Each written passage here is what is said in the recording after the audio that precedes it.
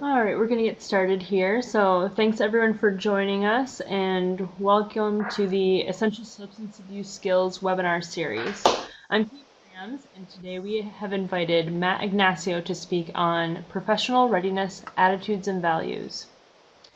This training series is brought to you by the National American Indian and Alaska Native Addiction Technology Transfer Center. We are one of 4 national which also includes 10 regional centers and a network coordinating office. To learn more, please visit our website. This series is designed to be a broad overview to assist in preparing for written alcohol and drug certification exams, to enhance existing knowledge, and to improve overall competence and treatment outcomes. Please be aware that this series is not meant to stand alone, and previous education and training is necessary in order to pass alcohol and drug certification exams. Our center is a NADAC certified educational provider, and CEUs are available on request for a $15 fee. A request form is available for download in the Files pod in the webinar screen, and we'll also be sending this form in a follow-up email to all who attended. Immediately following today's webinar, you will be redirected to our GIPRA evaluation. SAMHSA asks us to evaluate our events in order to comply with the GIPRA Act and to provide improved performance assessment and accountability. This survey asks about your satisfaction with the event and will take less than 10 minutes to complete. We thank you in advance for helping us to improve our programs. You will be muted for the duration of this webinar, so if you have questions or comments about the presentation or about the Adobe Connect system, please use the Q&A and chat pods by typing in the field at the bottom. You'll notice that there's 2 different pods. The Q&A is at the top, and that one you can ask a question anonymously. And in the chat pod, people will be able to see your name and what you've said. So if you would like to ask a question anonymously, use the Q&A. And if you want to just engage in conversation about the presentation, you can use the chat. Today we're welcoming our dear friend Matt Ignacio, who is an enrolled member of the Tohono O'odham Nation and has been working with us at the ATTC as a consultant and oversaw the adaptation of our forthcoming LGBT and Two-Spirit curriculum. Matt has also worked for the National Native American AIDS Prevention Center and the Michael Palm Center for AIDS Care and Support at Gay Men's Health Crisis. Matt is interested in increasing healthcare access and utilization, as well as improving culturally respectful service delivery for Native people and other underserved and marginalized populations. He also wants to help build on and increase trusting and meaningful relationships between researchers and Native communities. So I want to thank Matt so much for joining us today. This is a great topic for him to be sharing with us. He's got a lot of great experience in counseling and just knows really good proper ways of handling difficult situations. So I'm going to pass things over to him at this time. Great. Thanks, Matt. Thank you so much. Good morning, everybody. Skokdash. My name is Matt Ignacio. Let me know if you can't hear me. Just go ahead and type in either the chat or the Q&A box if the volume is not loud enough. So we're going to talk about what I believe to be the skill sets that are going to be most helpful to help work with American Indian, Alaska Native, Native Hawaiian, other indigenous clients and participants in the work that we do. So whether you're Native, non-Native, whether you've been around doing this work for a while or whether you're new, my hope is that some of this may be a refresher, that you may take away some new information, and that ultimately you can take the material and apply it to the context and the space and the place and the environment that you're in right now. We're going to talk about values that guide our work. Take into consideration cultural diversity and cultural aspects of the folks we work with. And specifically, what does that mean when we talk about building trust?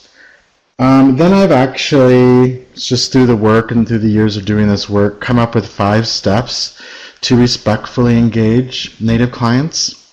I'll briefly talk about supervision, and then we'll talk briefly about stress and stress management.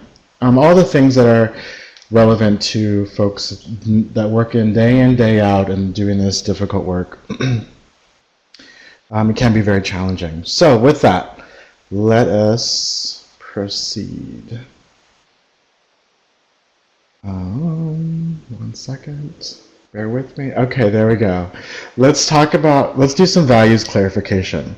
So, just in general, think about the standards of care that guide your work. What are your own personal and professional standards of care that you bring with you to the table each day when you do your job? You may ask yourselves, where is my knowledge and what skills are best used for this position that I'm in? Am I getting the support I need to do the work I need to do? And do my individual practices or values conflict with the organizational mission and goals?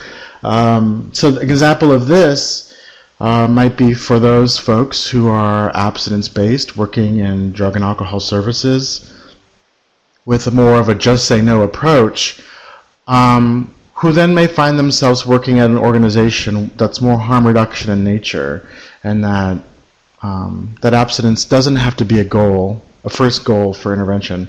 There may be some value conflicts there, and it's important to ask yourself where and what are your values, and be very clear about where and what those values are.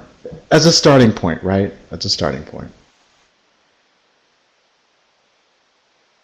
Furthermore, the standards that we work at, and I sort of alluded to in the last slide, may be set forth by the organizations in which we work. Questions we may ask ourselves when we start a new job is, what is our overall agency mission and goals? And another question that I like to ask myself rhetorically is, if I'm in a dilemma and I don't know, so if there's a policy change at your organization, the question I always ask is, whose needs are being met? Is it ours, the employees, or is it the clients? And having that conversation can steer ethical dilemmas, I think, in productive ways. And ultimately, we're trying to ask ourselves, those of us that work in organizations, how can we improve our services to meet the client needs? I mean, that's really our goal, right? Also, the standards we work from can be set forth by our profession. So, for example, as a social worker, the National Association of Social Workers articulates and explicitly states values, ethics, practice, standards, etc. Examples of those are, one of them is commitment to clients. Social workers have a commitment to promote the well-being of clients. Another social work value, as codified by the National Association of Social Workers, is self-determination, respecting our clients' right to make a decision that's right for them. And looking at cultural competence and social diversity, that there's a commitment to ongoing understanding of folks in the world around us. Which brings up the question, well, what do we mean by, or what do I mean when I say culture, right? The National Association of Social Workers define culture as integrated pattern of human behaviors. That includes thoughts, communications, actions, customs, etc.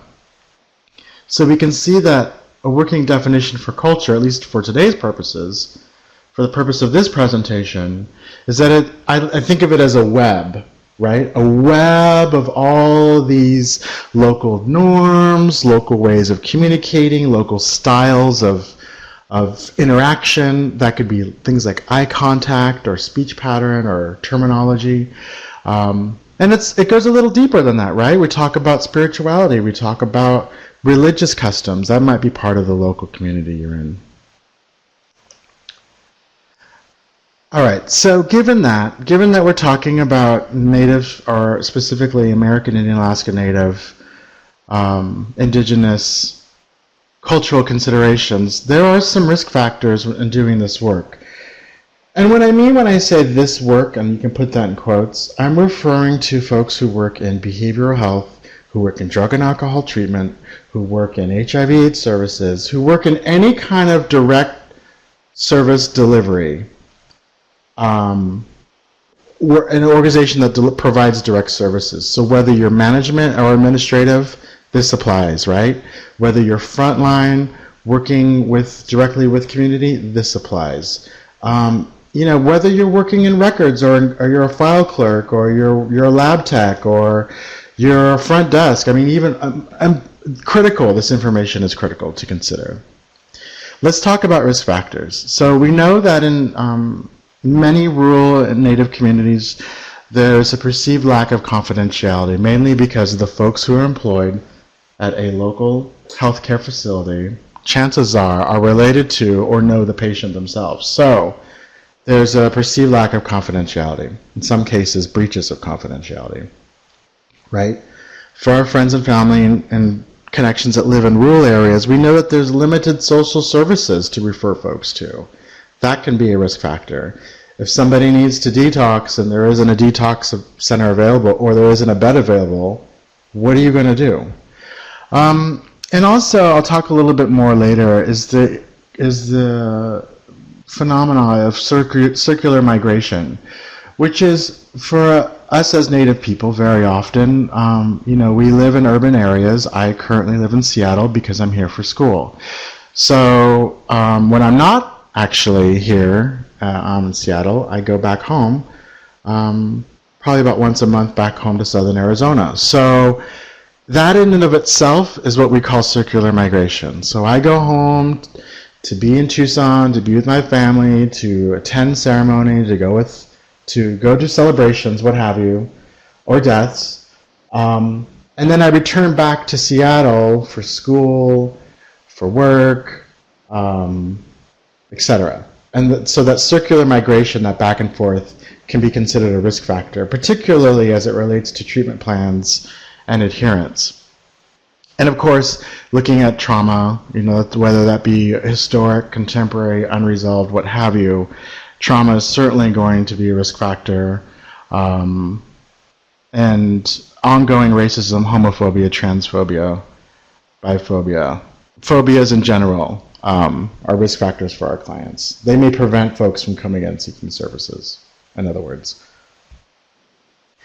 All right, so what comes to your mind when I ask you to think of cultural competency? How many of you, just rhetorically asking, have ever attended a cultural competency training?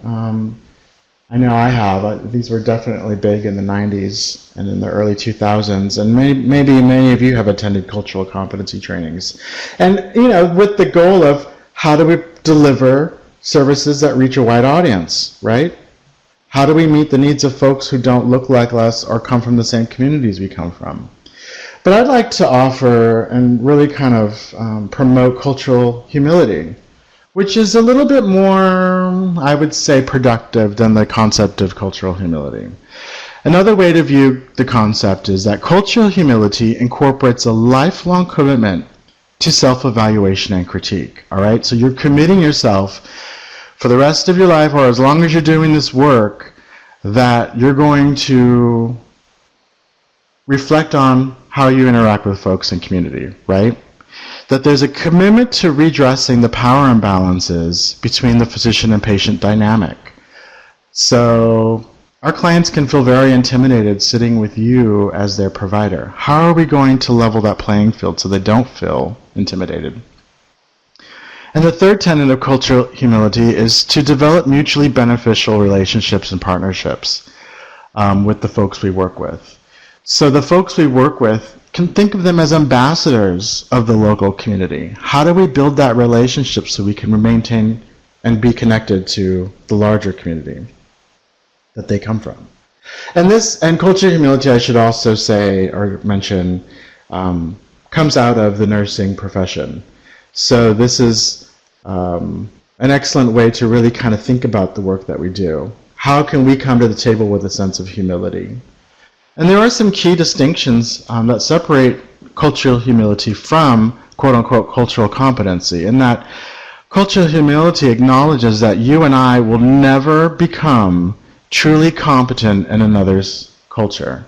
Right? I will never fully understand where you come from, what your life experience is like, what your family's like, what your it would be ridiculous to say I'm competent and knowledgeable in that. So it just right out the gate acknowledges that's an unrealistic goal. Cultural humility also requires a simultaneous process of reflecting and your commitment to lifelong learning. In other words, when we make mistakes, and this just happened to me last week, when we make a gaffe, when we say the wrong thing, in this particular example, I'm a little bit older, and a newer thing, to me at least, that was not part of my 20s was the work around gender pronouns. And so, honoring how people would like to be identified is something that I get mixed up in from time to time. And so I have to, if I'm going to look at this from a perspective of cultural humility, yeah, I messed up. Yeah, I used the wrong gender pronoun.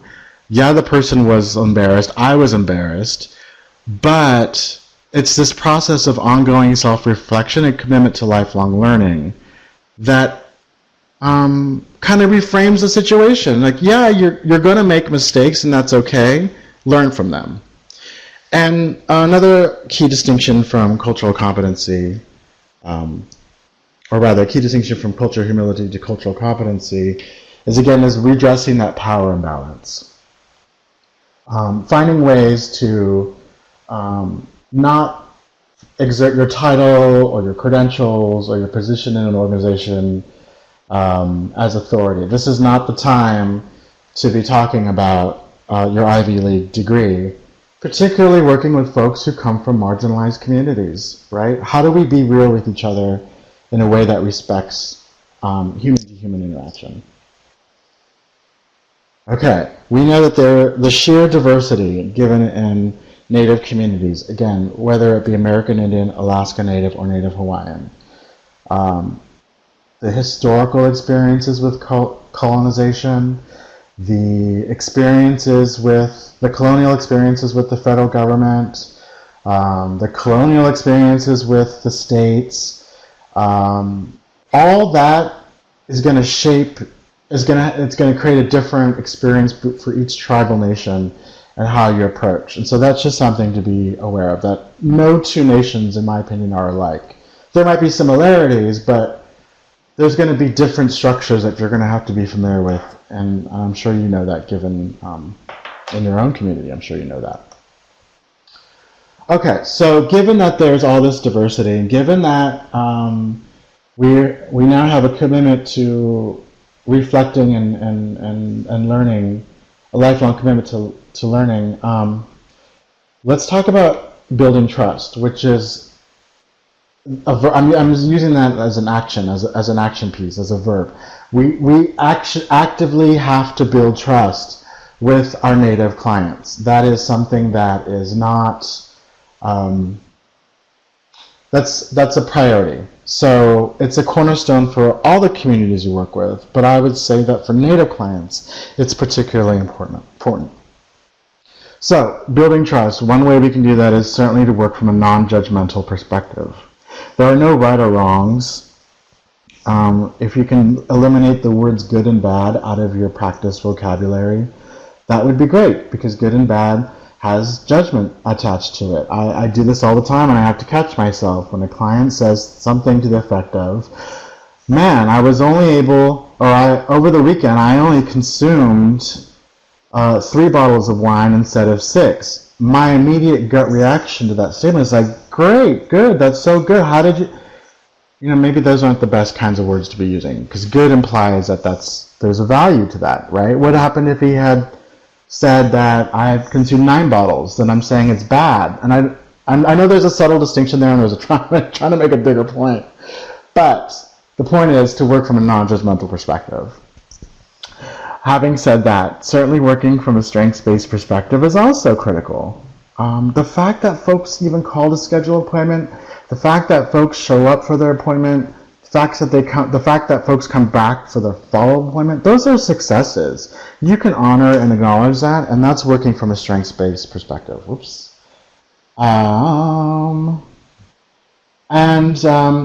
Okay, so let's try to be authentic as well, right? That personal connection helps build a therapeutic relationship. So small talk, chit-chatting, asking about one's family, asking about one's, connection to the community you're living in. You offering that information as a provider, sharing a little bit about you, right? It's all about building an authentic trusting partnership. And it's important to take time to establish a connection before any of the real work, right? There's that term again, the work, before any of the work can be done. We also make no assumptions regarding sexual behaviors. Again, it seems to me that this presentation is nothing but mistakes I've made. But I've done this, I'm guilty of this as well. Certainly working with elders over the age of, let me tread lightly here, let's say elders over the age of 75, and maybe they're coming in for an HIV test to prove to their grandkids that it's nothing to be afraid of, which does happen. Am I going to go through the whole risk assessment around anal sex? I don't know, but I shouldn't work from assumptions and assume that they're not having unprotected anal sex, right? Those are the kinds of dilemmas that come up. And work through them, right? Because we got to build trust. And again, furthermore, making no assumptions regarding sexual orientation. Just because somebody says they hooked up with another person of the same gender, I'm not going to label them as gay until they identify as gay. I honor however folks, in a client-provider setting, I honor whatever terminology or however they want to be identified as. Well, part of also building trust is really just engagement. As my father would say, attending to creature comforts. So, it's great to have on hand. Often this comes out of my own pocket, but having a bag of apples or oranges at my desk is a great snack to offer clients, offering them a glass of water. You know, just being kind of taking care of them in the moment can really set a solid foundation for working together.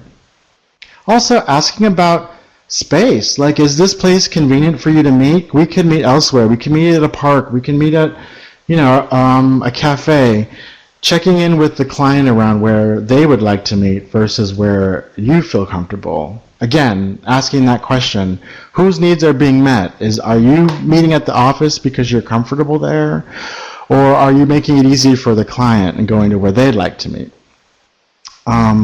Yes, so, and I always mention this, I don't, it might be relevant, but, you know, rearranging the furniture in a client's space, just so that it eliminates barriers. So if you're the kind of person that likes to sit behind a desk and have the other individual sit across from you on the other side of the desk, you know, maybe pulling your chair out and eliminating the physical barrier can also be helpful. Certainly, we want to affirm Native cultural heritage and identities as folks self-identify. If our clients mention supportive family or friend connections, we want to tap into those resources, right? If the client talks about their own cultural knowledge and spiritual practices, certainly want to tap into that for healing, right? It's looking at things holistically. And if we can, provide incentives. Very often, our Native clients come from poor communities, right? You might think that $10 gas card is nothing, but that $10 gas card may be all the money they have for the week for fuel. You could also look at your bag of apples and oranges and consider that as an incentive and let folks know that there'll always be healthy snacks if they come in. The literature, you know, there's a debate. There's always a debate, right? There's a debate about incentives. Are clients just coming in to receive the oranges and apples? Are clients just coming in to receive the $10 gas cards? When really they should be empowered and self-motivated to take care of their own health, is a criticism of providing incentives, that folks should want to take charge of their own health, and we shouldn't need to pay them to come in for an HIV test. What I say to that is, you know, basically what I would say to that is that, great, that's an excellent point. However, we need every opportunity we can to engage our community because of the legacy of harm, 500 years of colonization, mistreatment. We need to find better ways and find ways to work with folks and get them excited about their health care. One way we can do that is providing a healthy snack, right? We all, as we all strive to do, hopefully, is to work from a positive service delivery model. And what that mean by that is that working from a positive service delivery model is that you're working from a strengths-based approach. You are collaborating with your client. You're collaborating with other providers in the area. You're creating a safety net, right? We talk about a web. You're identifying strengths as a way to empower your clients. Again, the fact that they showed up for their appointment is huge. Acknowledge that and let them know. Give them a pat on the back, figuratively speaking. We certainly want to convey authentic interest as we're working from a positive service delivery model. It's not that we're just asking how someone's doing. We're really asking, how is your day going? What have you got planned for the day? And mean it. There's also this advocacy piece for those of us that work in the front line. This advocacy piece around, you all have this unique advantage to speak to trends, to current information or misinformation that's being circulated in the community. The frontline workers have their finger on the pulse of what's going on in terms of risk, in terms of community, in terms of strengths, in terms of weaknesses, in terms of traumas. And so that really gives you a unique advantage to advocate for your clients, to the folks that are in decision-making positions, and really have an influence on decision. And building trust may require us to challenge systems. Again, that question: whose needs are being met? Right? When we think of our organizational policy and procedures, whose needs are being met? Sometimes our office is located in areas where community infrequently visits. Right? That's a barrier. In that situation, I would suggest finding a place where it's easier for the client to meet. There can be complex organizational, bureaucratic processes where you work. That can certainly get in the way of delivering high-quality services to your clients, right? It's a reality. It's part of nonprofit life. These are real-time barriers that we all face and have to work with. What year are we? 2017. I think I've been having this conversation, this particular next bullet, for a good 12 years, and that's around your intake forms. Do your intake forms reflect diverse client experiences? So the gender piece.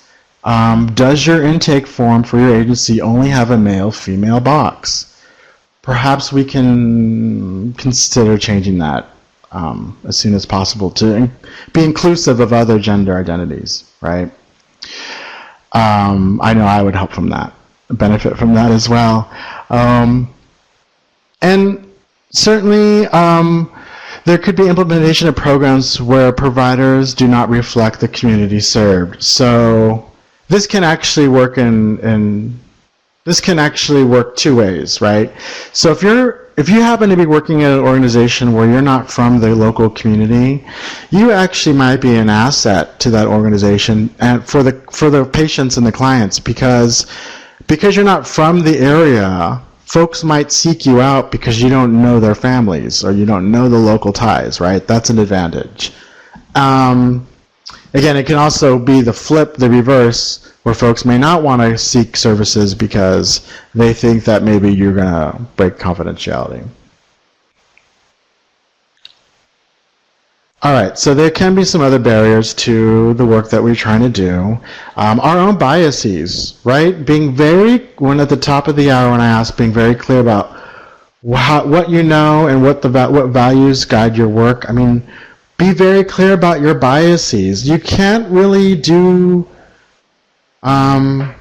it's hard to do this work if you're not reflecting on your own biases. And by that work, I'm talking about HIV services, LGBTQ, working with active drug users, working in sexual health, right? Working with different generations, whether it be youth or older populations. All of this can create biases very quickly. And a few weeks ago on a past webinar, I was talking about what makes you flinch. Have you thought about that? If you're sitting in a client session and they suddenly disclose to you a bit of information that makes you flinch, so scandalous and provocative. Are you clear about what makes you flinch, and really kind of unpacking that? Other barriers can include, certainly, again, limited referral resources, particularly tribal and rural communities. There isn't oftentimes a lot of supportive services in the area, so that can be a challenge. We know lack of funding. It's a given. None of us work in environments where the money's, well, at least I don't know, I've never worked in an environment where the money is free-flowing, so that can be a challenge, right? That can be direct challenge to providing incentives. Maybe your organization doesn't have money for that, so then, right, it comes out of your own pocket. Unrealistic timeframes. I mean, right, you have a program that's been decided upon 12 months ahead of time, and you have 6 months to implement it, right? Timelines can be a challenge. So these are realities. Let's talk a little bit more about confidentiality. So issues of drug use, sex, sexual identity, gender identity, sexual behaviors can be very highly stigmatized within Native communities. These topics can sometimes be taboo. It is critical that we maintain, as providers, the highest level of confidentiality if we are truly serious about improving the quality of life for all people. Native people may have had personal experiences with breaches of confidentiality, or they may know somebody who had breaches of confidentiality. This is not uncommon. I can think of an example in the Plains region where someone's HIV status was broadcasted into a waiting room at a tribal hospital in the Plains. So that was just a few years ago. So confidentiality, at least spending a few moments thinking about confidentiality, I think is an important topic for this morning. So let's think about breaches of confidentiality. A breach is a disclosure to a third party without consent or court order of private information that the provider really has learned within the provider-client relationship, right? So HIV status, sexual health, medical history, all of that information would require signed consent. Disclosure of that information can be oral or written, by telephone or fax, or electronically, for example, via email or health information networks. I get my lab results because now I go to a fancy healthcare at a fancy university. I get my lab results emailed to me, right? Somebody could see that. In my previous job at the National Native American AIDS Prevention Center, we would talk about breaches of confidentiality. For example, think of a time when you went to the doctor's and you're standing at the reception's desk, whether dental or medical, and you see patient charts sitting on the desk, and sometimes they can be open and you can see what's written in the chart. That technically is a breach of confidentiality, right? Someone's information is being not intentionally provided, but these are things that we need to think about. We need to take extra steps to ensure that we maintain the highest level of confidentiality. So trust impacts quality of care, right? You can tell this is all connected when I spent the morning talking about trust, when now we're talking about confidentiality. Trust really holds the work with Native clients and patients. If you have a high level of trust, you are able to actually get a complete health assessment, right? Think about it. For your doctor, if you really like your doctor and you're really vibing and gelling and getting along with your doctor, you're going to be probably more likely to disclose a full health risk profile, right? So think about it. The more trust you have with your clients, the more accurate health information you're going to obtain. This actually helps improve a higher quality of healthcare delivery. Because now you have a deeper, more intimate sense of what's going on with your client, you can then respond more effectively. That actually helps with referring clients out. So if a client is holding information from you, they may go to another provider to get care for that issue. If a client is withholding the fact that they have a drug and alcohol problem, they may go seek counseling elsewhere where they feel comfortable to get drug and alcohol counseling.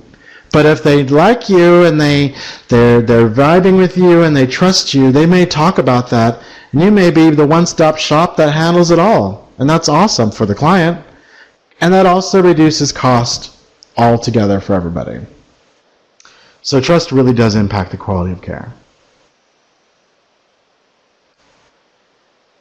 Okay, so before I move on, because I do try not to be as rambly, feel free to go ahead and ask questions in the chat box or the Q&A. I'm going to keep moving forward, but in the interest of questions, if something has come up regarding anything I've said, please feel free to type away. These are Matt Ignacio's, I'm Matt Ignacio, 5 steps to engaging Native clients. Again, these are just things that I've picked up through the years that I've put together that maybe you might find beneficial and maybe you won't, but maybe there's something here that you can take away and modify for your local situation. So the 5 steps to engaging Native clients really is to have an understanding of Native-centric worldviews. Step 2 is understanding the role of Western medicine. Step 3 is providing formal introductions. Step 4 is explaining confidentiality. And step 5 is understanding circular migration, right? So it's putting everything that we just talked about into practice. And, you can have a copy. If you don't want to take notes, you don't have to. You'll have access to a copy of this presentation. So just know that you'll have access to it after this webinar.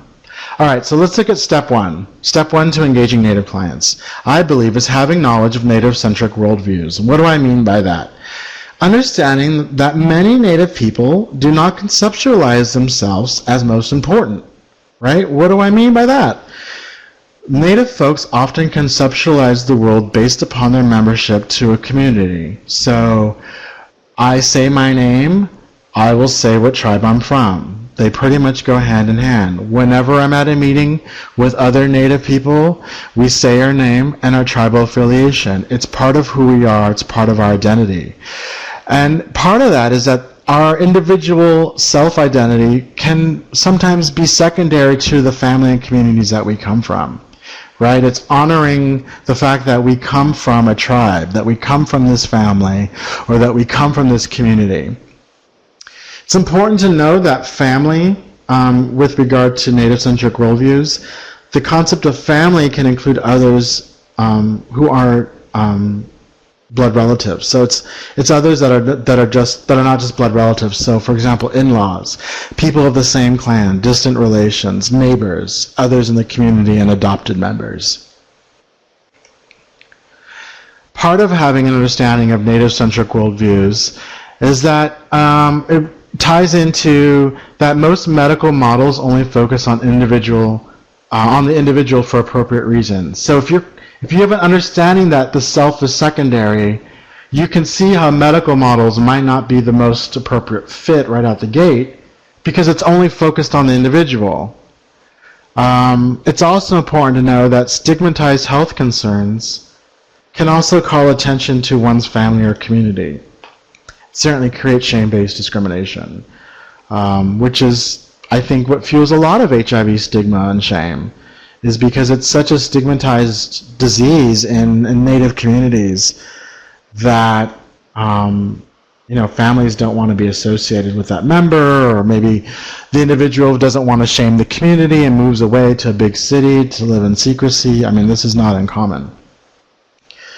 And another part of Native-centric worldviews is the importance of modesty, or we might even say humility, right? The importance of modesty and nonverbal communication. All right, looking at step 2, understanding the role of Western medicine. For many Native people, Western medicine has ties to historic and traumatic experiences. For example, in the 1960s, there were sterilization practices in Indian Health Service hospitals. Medical models can also be tied to other non-native experiences. Western medicine can be linked to other historic trauma experiences like reservation acts, the mining and exploitation of natural resources, government relocation acts. So the fact that we all, and I'm putting myself in this equation as well, as service providers, we can often represent the oppressor, right? Just because we work in healthcare, we're linked to the government, we're linked to education, to boarding school era oppression. How do I say this in another way? We may not be oppressive, and we may not work from an oppressive angle. That may not be our goal. That's not what we're here for. But just the mere fact that we're in a paid position of authority can represent oppression, is what I'm trying to say. It's important to be mindful of that. So part of that boarding school I mentioned. So boarding school experiences was a historical trauma that actually aimed to eliminate a native culture by killing the Indian and saving the man. So as providers, with the best intentions, it is important to be mindful the barriers to care may run deeper than we see. I think if you just know that, you're going to be in a better position than somebody who may not understand that idea. I know it. You're in a better position to work with folks than somebody who does not know. All right, step 3 to engaging Native clients. Providing formal introductions. I mean, this can be quick and easy, but it should not be overlooked. Should never be overlooked, in my opinion. As Native people, we are accustomed to explaining our membership within a given community to other Natives. So, having said that, explaining your role within the agency or within the local community can be helpful. I talked about being authentic. I talked about trying to be quote-unquote real with folks. Talking about where you come from is a great way to open the door to conversation. Having them share where they come from. Learning from each other, right? Cultural humility. It's all tying in. Explain where you're from. If you've worked with other Native communities, maybe you haven't. It's important, again, to take time to establish that connection before any of the work can be done. And professionalism discourages personal interaction. So having those formal interactions, talking about where you're from, shaking hands, it's absolutely critical when you first meet somebody, a Native client or patient. Again, so I had it on the next slide. Shaking hands is necessary. It's respectful, right? We're not talking aggressive vice grip handshake. We're just extending your hand to acknowledge and physically, say hello, right? Again, small talk is a great way to gather information about the folks we work with. All right, step 4. We're almost finished here. Step 4 to engaging Native clients, explaining confidentiality. As I said before, to me this is a critical piece, and it should be done for all clients, but I think we could go a couple notches and make sure we maybe even revisit this at the beginning of each session or as needed at each session. But that is explaining confidentiality and what that actually means. We know that Native people can be highly distrustful of both Native and non-Native service providers, right? You and me. As explained previously, wariness of Western medical experiences and the potential that they may be related to the front desk person where you work, right? We got to explain what confidentiality looks like and what it means for the person sitting across from us. We explain step by step how their information is kept confidential. What does that even mean? Double locked. What does that mean? Limited access to charts. It might be helpful to explain who and who does not have access to those charts. What does it mean when we say on a need-to-know basis, right, when we talk about that with clients? Really breaking it down so it's not this mysterious process that no one really... I think it does two things. When we explain confidentiality, it communicates to the client that we mean business, that we take their privacy seriously. And it also kind of reinforces what our own process is of ensuring confidentiality, right? I can see that being sort of a win-win phenomena by explaining confidentiality. And then being very clear and fully explaining the reasons why you would need to disclose a report and break confidentiality as a need-to-know reporter, as a as a mandatory reporter. So if a client says they're intending to self-harm or kill themselves, right? They're planning on, homicide or hurting somebody else. They disclose child abuse or abuse of elders or others. Those are the mandatory reporting criteria. Really talking about that so clients are fully aware. To me, is a best practice. All right, looking at step 5, and that's, again, revisiting circular migration. Many Native people, myself included, travel daily, weekly, or monthly from reservation rural communities to urban areas for work, education, drug use, sex, shopping, what have you. Urban dwelling Native people may live in urban areas and return home to reservation and rural areas for ceremony, for family, to take care of other family members. And as a result, if you're a provider and didn't understand that concept, you might think, what is going on with this client? They show up 1 month and then they're gone, and they come back 3 months later. It's like they never follow through. This can be obviously a challenge to treatment plan adherence. And as a result, we might label that patient as resistant, non-compliant, hard to reach, unmotivated, right? We pathologize. And that actually may not be the case. So it's important to be mindful and to know and to maybe even ask, where is home for you? How often do you go back? Is that something you enjoy? Can be part of your small talk when we're engaging clients. Okay, and I also wanted to talk about supervision, whether that be administrative, evaluation, or clinical supervision. Administrative, your CEO, your financial executive director position. There might be an evaluator, an outside evaluator, or quality assurance going on in your organization. There might be supervision around that. Or there might be clinical supervision. So if you're working directly with clients and you're running into some challenging counter-transference issues or transference issues, you might have a clinical supervisor and work through those challenges. But I would say, above all, consultation with your supervisor really is an effective component of decision-making, right? And it's certainly not always available. And it may not always be helpful. I think it's a luxury if you have a good supervisor. To me, they seem often few and far between. Just to also know, I believe it's your ethical obligation to seek clinical supervision if you are working directly with clients and you're not getting the support you need.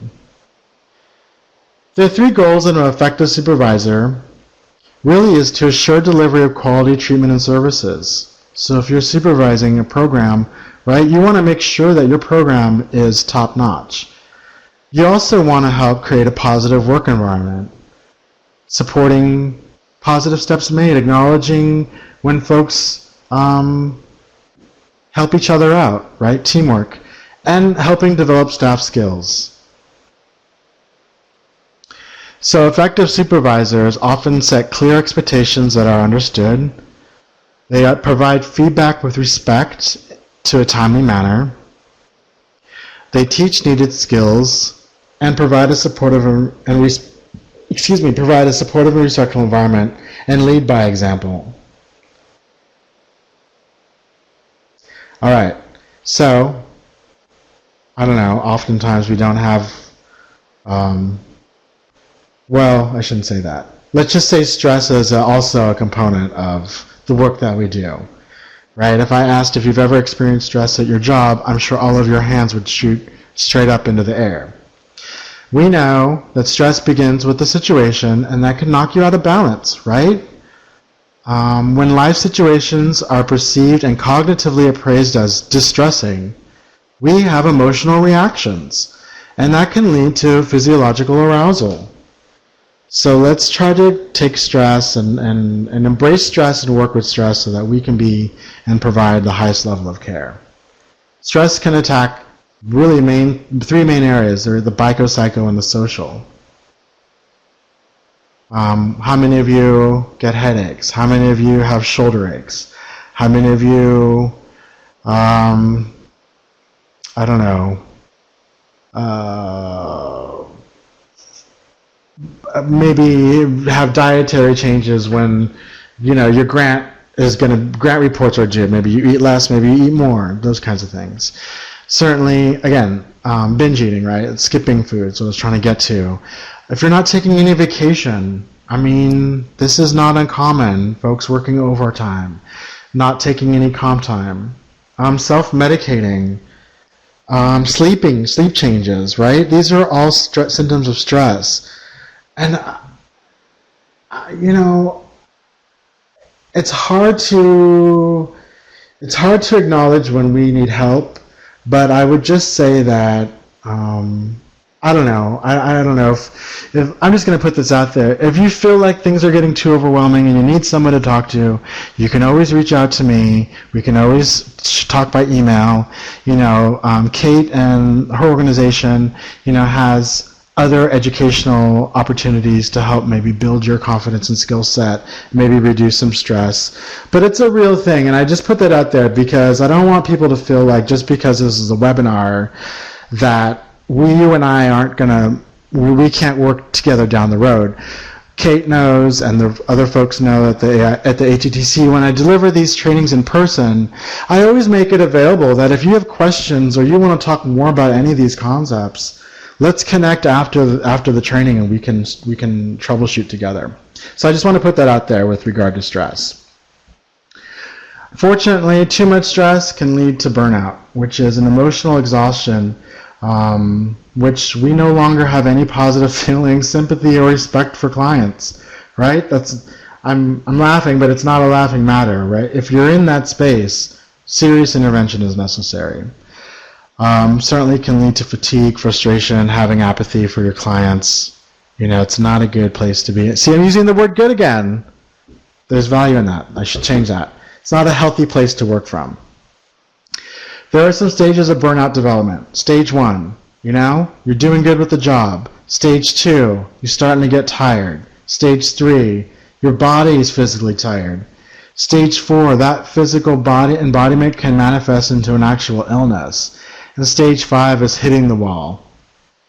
And that can be life-threatening. So let's just be mindful of stress and burnout and pay careful attention to that. Simply put, your sustained, unmanageable, painful stress, your response is your responsibility, right? Seek help. Reach out to me. Reach out to your colleagues. Reach out to your church or a local traditional healer. Reach out to a 12-step group, an AA meeting, or perhaps talk to human resources where you work. Maybe they have options and opportunities for you. Setting limits, right? Knowing when at 8 a.m. you leave your home at home, and at 5 o'clock you leave your work at work. That's a hard lesson at least for me, that was a hard lesson to learn. When you do have symptoms, be able to manage them. Taking time out, going for walks, cooking yourself a healthy meal. All those things can be really healing. And exploring new interests, new areas, and new challenges. And I would actually offer, a friend of mine recently taught me, and I've tried and it actually worked, was doing something that you're good at and that you like to do. I know that sounds simple and basic, but another way you can relieve stress is by engaging in something you feel good at doing. For her, it was dance. She likes to salsa. So she goes out salsa dancing and it puts her back in the zone and she feels good. I'm sure you have something that you like to do. Certainly humor is a great way to manage stress. Meditation, again, ceremonies. Volunteering can also be helpful in managing stress. Breathing techniques and exercise, making it fun. That is always how I get engaged with physical activity. Okay, with that, thank you so much for your morning or your afternoon, depending on where you are. Greetings from Seattle, and I'll turn it over to Kate. Thank you. Thanks so much, Matt. If people have questions, we can take a few at this time. Submit them in the Q&A or the chat pod, just to the right of the presentation. If you put your presentation in full screen, you'll need to click on that full screen button again so you can see the chat and the Q&A pod. So Matt, I have a question to get this started.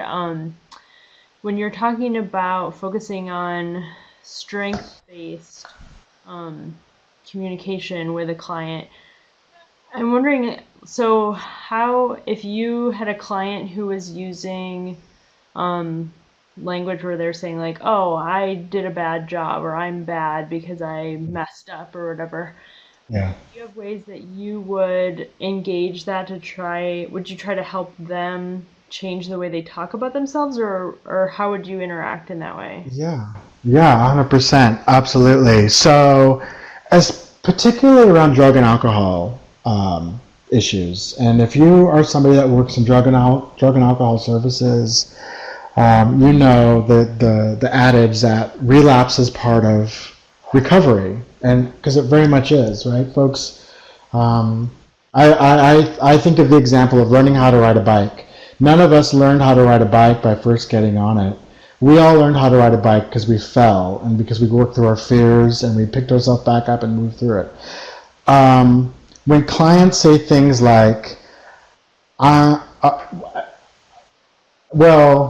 so clients will do two things. One, they'll just stop coming. If they've internalized the fact that they're a bad client and they failed somehow, they'll stop coming in for session. But if they do come back and say, I've been a bad person, or I'm a bad person, or I'm a bad father because I relapsed over the weekend, absolutely, I would say, let's try to look at this from another perspective. You made some unhealthy decisions, right? Instead of saying bad decisions, you made some unhealthy decisions, and therefore, let's talk about that decision-making process. So I guess I want to avoid labeling things as good and bad and reframing them as maybe healthy or unhealthy. That's a quick way to maybe reframe stuff, reframe client perceptions of themselves. Because there's always a way we can be healthier. And unhealthy doesn't carry the same stigma as being a bad person. So that's one way I tend to do it. And that comes up a lot around drugs and alcohol. Issues around drugs and alcohol. Great, thank you. I was also thinking as you're talking about building trust, and I'm wondering if you could speak to how, if you've had a client who maybe they come to their appointments but they're resistant. How do you deal with that resistance, and do you try to get at what is bringing them back, or how do you try to engage and get them to move forward into more positive and helpful conversation? Well, so that is also something that happens a lot. Clients that may not, that it takes a while to build connections with, and the two-pronged strategy that I would personally do, and that's actually kind of what I'm doing now locally here in Seattle, is to be consistent. So whenever you're meeting your client and maybe they're mandated and you have to see them on a weekly basis, to keep the same demeanor, be warm and engaging, be friendly, do your part, show up ready to work. If they're not ready to work, that's okay. You come ready and warm and engaging. Over time, I would imagine that those folks will break. Over time, that they'll let their defenses down, and that they'll see that you're for real because you're being consistent. In other words, so being consistent in that way. And then another way is, I would do I would make efforts to go out in the community. So if I know they're Native and I know they're involved in the local Native community, I would go to the local powwows that are happening this summer. I would go to maybe their wellness fairs that happen throughout the year. I would go to their community events that are open to the public, and kind of have this parallel process where I'm doing what I need to do to learn about where this client comes from, and I'm also being consistent, warm, and engaging with them every time I see them. And over time, the goal is that you'll have, maybe you'll actually run into them, or maybe they'll come up to you at the event, or somehow you'll know something about them and where they come from, and that can be a starting point for conversation. That's my advice. God, I'm so wordy and chatty this morning. That's great. We have great advice, Matt. Alshana has a question here. So she says that she is a certified prevention specialist working with a rural program and also an MSW. And so her question is about ethics and values. For herself, would she use the best of both worlds, or is there one that she would need to gravitate towards more when engaging the political arena at the workplace? So I'm guessing the ethics codes from the prevention area or social work, maybe? At the workplace. So yeah, what I'm gathering is like the organization has one way of doing business, but she has another way that's tied to her training and education. And the question is, do I use both, or do I use mine, or how do I? If they conflict, you kind of have to create a hybrid of. At least I believe. Because really what happens is, okay, so if you're a provider, if you're working with the organizational values and mission, you're working with your own provider values and mission, and you're working with the client's sort of values and standards. So yeah, I mean, the optimum is to kind of work in all, if you think of a Venn diagram, you're sort of in the middle of it. To be able to respond effectively to all those systems, you would want to be able to work in all three environments. Does that make sense? Yeah, I don't know if Alshana wants to respond to that. Oh, she said, yes, it does. Thank you. Yeah, so yeah, with that, I think we'll close out here. And I just wanted to thank Matt for sharing with us today and for bringing your expertise into this topic and giving us lots of great examples to learn from. And I want to thank everyone for joining us. Matt, did you have anything you wanted to say before we finish? Nope. Thank you. It's been my pleasure and honor. Thank you. I appreciate it. Wonderful. All right. Well, we hope you all have a great day and join us again next time. And thanks again. Thank you. Bye-bye.